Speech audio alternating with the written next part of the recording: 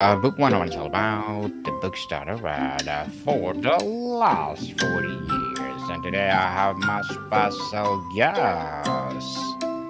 He is executive search, co-founder, entrepreneur, recruitment expert in sales, marketing, HR, and operations. And of course, a father of three, and other than Mr. John Pezoulas.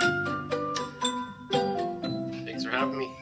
Welcome, Mr. John. I'm Book 101 Review. And can you please introduce more about yourself that I miss?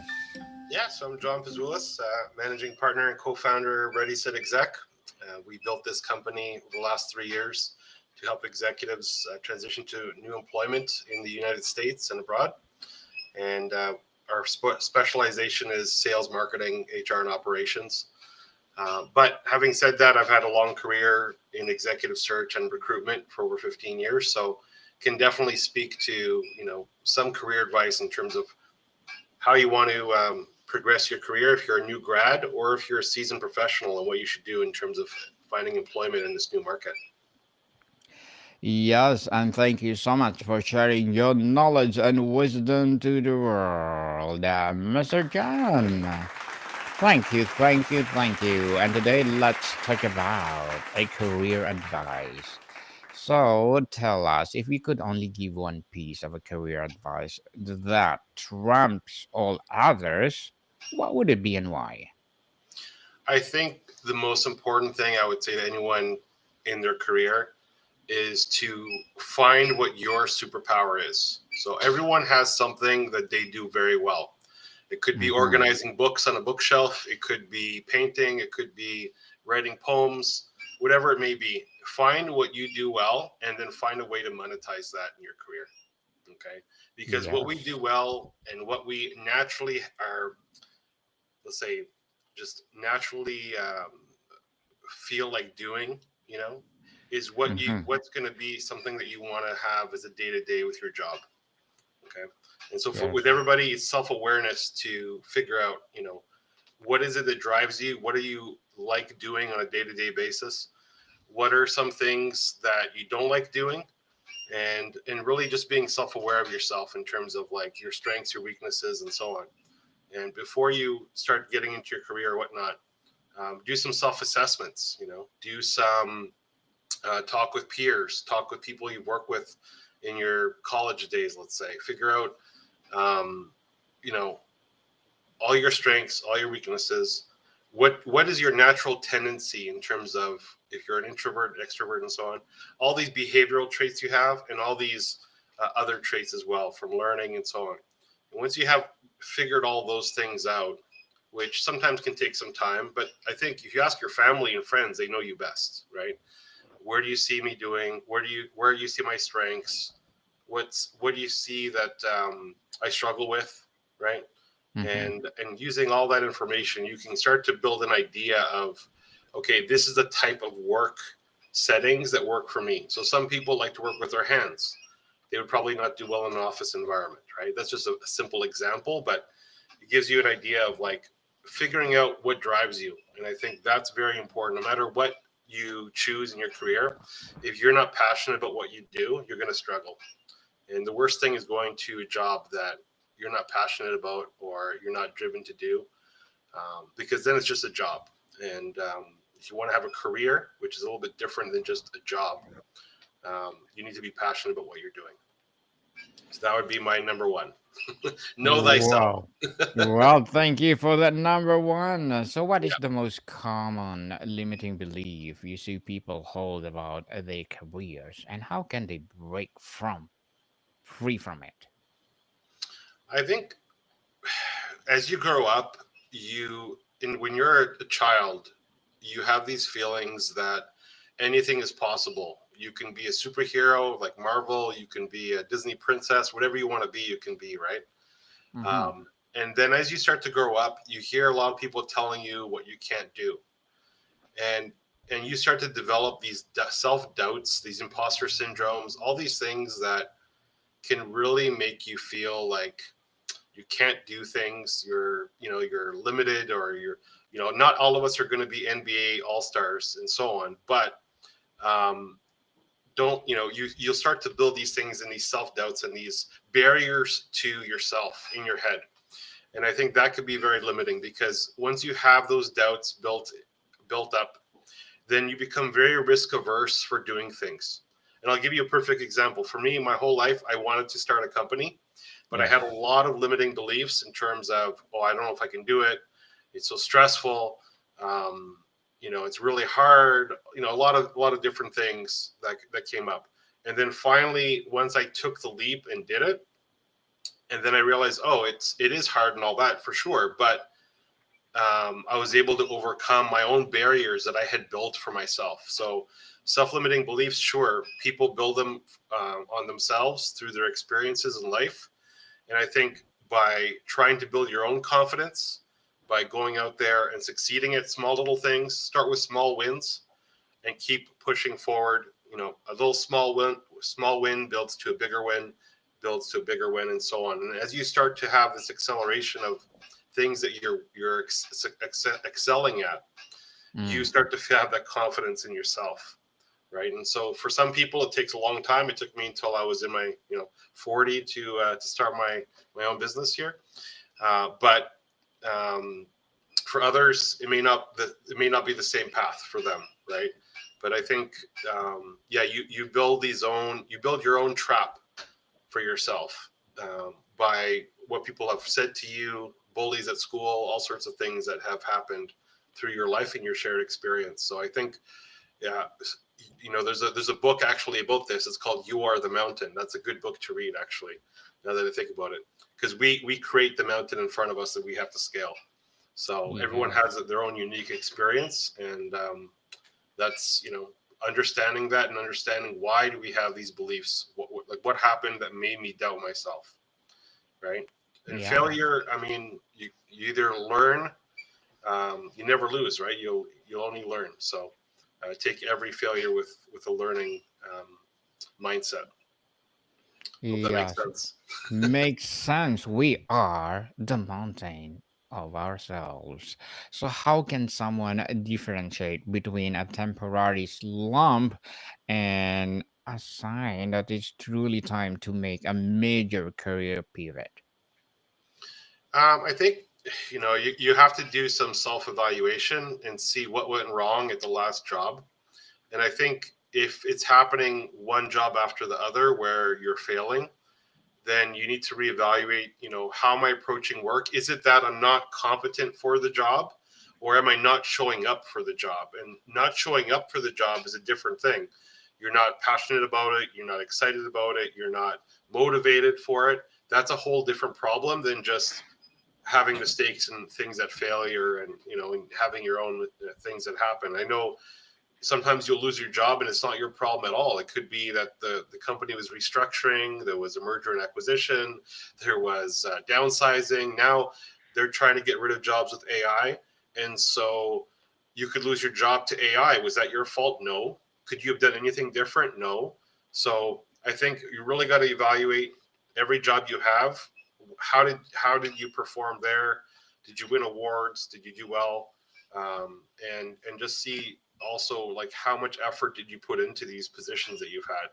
And if you're not putting the effort, what is it? Is it personal issues? Is it depression, anxiety? I mean, there's all sorts of problems people have to deal with to do well in their careers, right? We all Mm-hmm. have our demons we got to battle. That's just growing up and being an adult. And so I think, again, being self-aware of what is the problem here, what caused this, and this is where talking to friends and family, talking to your peers, seeing where you made mistakes, and it is okay to make mistakes, but you got to learn from them, not make the same ones again and again. So I think everyone needs to just take that time to figure it out for themselves. There's no one right fits all answer for this, because there's a lot of different reasons people leave their jobs, and I've talked to executives every week for a variety of reasons they leave. It could be at the executive level. A lot of times it's because they don't work well with their manager or their CEO. They just are not aligned with them, right? That could be a simple reason why they have to leave the position. So I think doing that evaluation is important.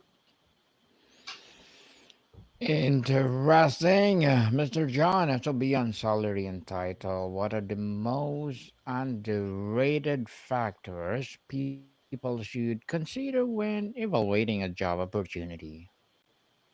So job opportunity, I mean, as I'll speak from, as an executive, let's say, you want to look and see Yeah. if the company is stable. I know, especially in today's economy, you know, changing jobs often is not usually a good idea. So you want to make sure that the company's stable. Check the financials if you can. If they're publicly traded, they'll be listed. They'll have press releases with their financials and so on. Know the industry to understand, is this industry going to be growing or contracting? For example, if you're in supply chain right now, a lot of people are losing their jobs, right? Um, Mm-hmm. but I think the biggest thing is who are you reporting to? Who's your boss going to be? Are you matching with the culture of the company? Those are some big problems and big issues that you need to really dig into before you take a job. Most people leave their job because of their boss, because their boss is not aligned with them, doesn't understand them, doesn't give them flexibility. Um, there's definitely some bad bosses out there, and Mm-hmm. when you pull people, why do you leave? It's usually boss number one, number two is money, right? So Yes. I think those two things need to be aligned when you're choosing your next job. Is the total compensation good? Is there bonus, equity, all these other things you can have when you take a job? Is there long-term opportunity for promotion and so on and raises? And then also, who am I reporting to? Do I like them? Have I met them? Um, is the CEO a good person that I could work with? Do I believe in the culture of the company? All those things I think are it's sort of a whole picture, right? We all have to compromise sometimes when we choose a job because we don't always get the most perfect job we want. But at the very least, you need to think about those things and not have a lot of hangups before you go, for sure. On strategy and proactive growth, Mr. John, what does managing your career like a business look like in practice? What are the key quarterly or annual reviews someone should do for themselves? Yeah, I used to have this practice for myself where every either quarter, usually every quarter and every year, I would do a little review and say, okay, what did I learn this quarter? Um, did I hit my goals?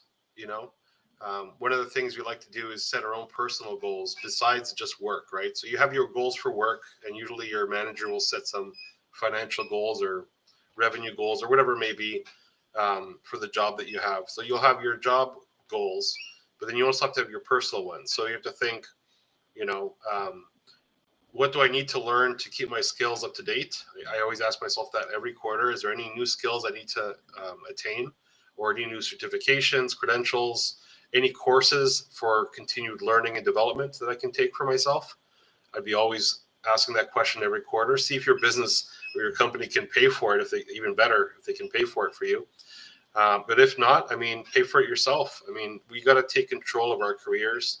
We need to think about this evolving market. I'm telling everybody that I know that's in, as an executive and so on, is to learn how to use AI agents, utilize and know how to use language models like ChatGPT, Gemini, and all the rest. Know how to Mm-hmm. use them in your day-to-day work. Know how to build and develop your own AI agents. Um, be aware of AI and learn any kind of programs. I know Google has free courses for this, so it's just really staying on top of the changing market because the rate of change for business is so fast now that if you don't try to keep up with your, let's say, education on the business side, you can fall behind very quickly. You don't want to be left out because you failed to keep up to date with what's changing within your industry or in your just day-to-day workflow that you're going to be doing. So food for thought for everybody, right? No matter what industry you're in, you got to stay on top of the changes happening. It's very hard to keep up now for people. It's changing very fast. Very fast, people. You need to keep it up. And Mr. John, what are your short-term and long-term goals as executive search co-founder, entrepreneur, and many more hacks. Sorry, what was the question? What will be your short-term and long-term goals? For myself? Yes, please. Oh, well, for myself, to continue to scale the company. We're in our third year now, and the first year was absolutely terrifying because we bootstrapped the company with no money. Second year was pretty good. We're getting there. And third year, I think our goal is to continue to scale, hopefully grow to 10 employees this year would be a good goal. And of course, hit our financial goals that we have. And I think the biggest thing is just to continue to have fun and find ways to work a little bit less, if possible, because the first 2 years I worked a lot. So, work-life balance, I think in year three would be great. And of course, continue growth if I can. The economy is crazy, so we're not going to be too outrageous with the goals this year, but we're hoping to at least continue to grow our customer base. That would be job one for us. Yeah. Okay, and good luck to your goals, Mr. John, and looking forward for more success. And what would be your piece of advice for those people out there want to be like you? I think, as I said in the beginning, there was, find something that you're passionate about and find something that you're good at. Everybody has their own superpower. And that's the thing. I'll give you an example. My daughter, she's amazing at organizing things. And so she thought about starting her own business to declutter seniors' homes for them and reorganize wardrobes and do all that. So um, if you have the entrepreneurial spirit, then you're going to find a way to make a dollar. Um, Obviously do this in an honest way, and it's just utilizing your superpower. So figure out for yourself what can you do better than everybody else, or something that you're so naturally inclined to do that is special, and utilize that. So everyone's different, and for me, it was recruitment, talking to people, building relationships. I like helping people, so this kind of social work aspect of this was what drove me to recruitment. But for others, it could be gardening, it can be whatever it is, right? Hmm. So find what drives you, and run towards it, and take a chance on yourself. I think that's the biggest thing. You lose all the chances that you don't attempt. So all the shots you don't take, you miss, right? Yes. That's what they say. Yeah. And thank you for that advice, Mr. John. And can you please recommend a book or books that influence you, Johnny? There's a couple of books. I mean, one that I would say is Atomic Habits is one that's recent that I'm sure a lot of people have heard of. The Mountain is You is another book that I can recommend as well in terms of self-limiting beliefs. Standing in the way of your own progress with the mountain you build for yourself. So those are both good. And for a third one, I'd say Traction by Gino Wickman, which teaches you how to run a business as an entrepreneur with a good system that's very simple to implement for any kind of business you want to run. So those are some three that would definitely get people started. Thank you for the recommended books, Mr. John. And looking back, what is the piece of early career advice you received that now completely disagree with, and what do you believe instead? Um, Not to say that I completely disagree with it, but a lot of time initially it was to say, "Oh, go find a job and stay at one company and let them, you know, build your career at one company." I would say now, as someone that's been in executive recruitment, I'd say it's not wise to build your whole career at one company because you run into barriers internally that way. I think on average, between 3 to 5 years at a company, if you're not promoted, you need to find something else between 3 to 5 year mark, because otherwise you're limiting your career. And that's unfortunate piece of advice to give, but it is true. And so what I would say is stay at a company. If they see the value in you and they promote you, great, stay. But after that 3 to 5 year mark, if you're not getting promoted or getting more responsibility or more pay, you need to definitely make a move. And by doing this and jumping to another company, you're going to get different kinds of experience, and that's going to only propel your career forward. So not to be a job hopper changing every year, don't recommend that, but 3 to 5 years per company is a good sort of point of learning and earning and continuing to progress your career. So being strategic with these moves as well to make sure that the next job you get has more responsibility or different responsibilities. That way you're actually learning something by making the move. So that's definitely a piece of career advice, I'd say, because the old mentality was, oh, go to work at one company for 25 years, get a pension, and so on. But I think that advice doesn't apply anymore in this market either. So that's my 2 cents. And Mr. John, what does a career sustainability mean to you? And how is it different from just avoiding burnout? I think, realizing that, look, your career is going to be a marathon. On average, people are living longer and longer. You're living to your like 80, 90 now, most people. So if you're going to be working from 20 to 70, 50 years almost working, work has got to work for you and not the other way around. We don't live to work. We work so that we can have a good life. And so making sure that you're able to take time to enjoy the moments, be around for family. I think one of the best things I've done was make sure that I worked remotely as much as possible since I started having my children.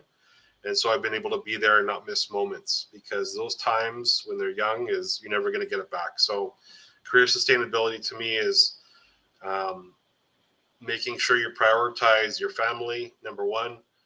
Make sure you prioritize that work-life balance, to the sense that don't lose your health for a job. Never put all your loyalty in a company, because they will let go of you just as soon as they have a need to, right? So your family and your health need to be number one in terms of your priorities, right? Not to say that work's not important, but I wouldn't put that above your family, your health, and your relationships. So that's the advice I'd give for that. Yes, I like your advice. Mr. John, it's something empowering. And how does someone align their career with their core personal values, especially when those seems at odds with the industry's norms? I think that's values. Like, everyone has their own personal values, right? As you're growing up, you're developing your value system. So I think um, like a non-starter for me. Like, if you're going to a company and the values don't align with yours, I would not want to work there. If you know that they're doing things that are unethical or against your values, why put yourself through that trauma and pain of having to deal with these kind of people? So, I think your values don't, you don't want to be breaking them. You don't want to be compromising yourself for your employer, because it's a very slippery slope. Once you start doing that, you start to lose yourself. And I've seen it with people before where they go into certain types of industries. A good one is like consulting. Um, there's memes about it where consultants have no soul and things like that, right? So I don't know. I think whatever you're choosing to do, there's ethical and unethical people in every business. It doesn't matter what kind it is, right? Gravitate and surround yourself with good people, and good things will happen. I think that's kind of how I like to approach life in general. Surround yourself with good people as much as possible, and that'll make up for any small amounts of money you may lose on, you know, choosing a job that pays more. Let's say. Surround you people that give values to you. Yeah. People, yes. So tell us, Mr. John, what is all ready, set, exec? What is all about? So for us, one of the things we've tried to do is get away from transactional recruitment that you often see in a lot of recruitment companies out there, right? So our Hmm. focus is on building partnerships with our clients and our candidates. Everything we do is on video, so every interaction we have with a client or candidate It's to build that relationship with them. And we want to support our executive network through their whole career. So help them find their job, help them build their teams. Later on, when they want to become a consultant or fractional executive, we'll support them with contracts with that.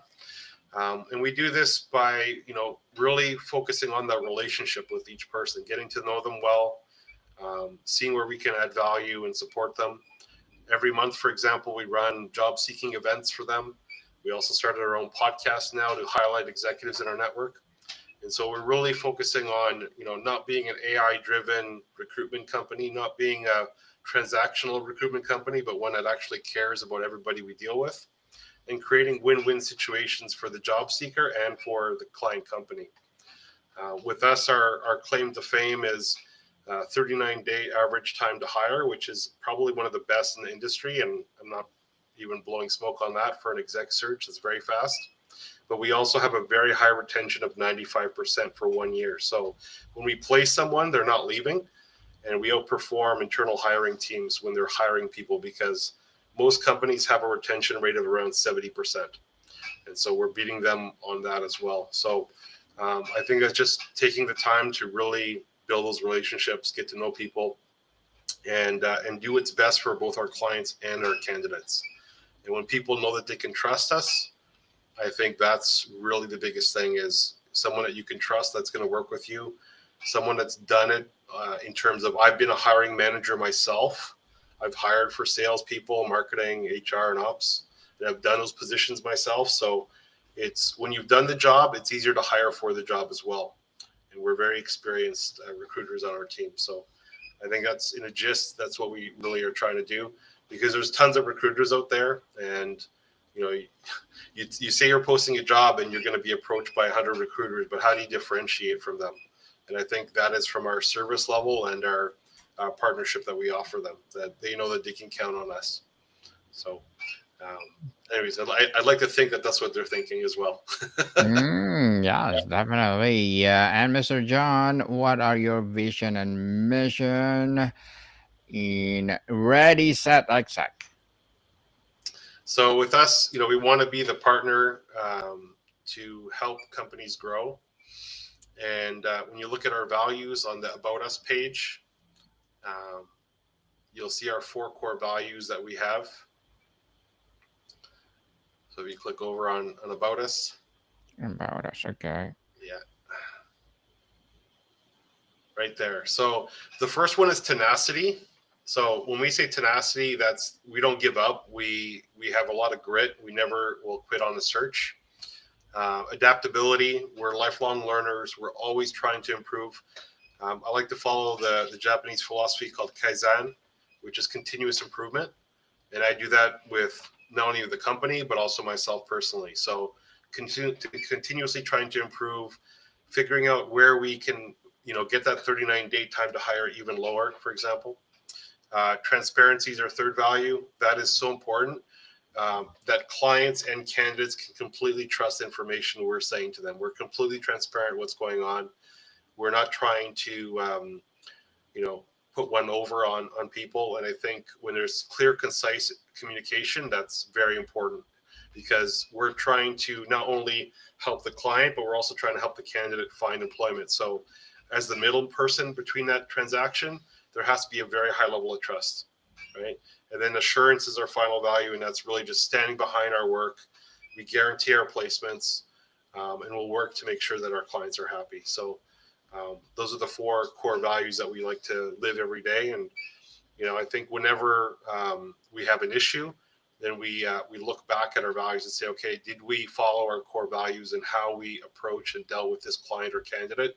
And if we can say yes, we did follow all those 4, then we can sleep well at night, knowing that I think the biggest, most important thing for us in business is being able to look yourself in the mirror and be proud of how you treated others. And I like to follow the golden rule for that. Treat others how you'd like to be treated. So very important. And thank you for sharing your core values, Mr. John. And before we wrap up our discussion for today, I'm inviting you to please do listen to my other podcast, people.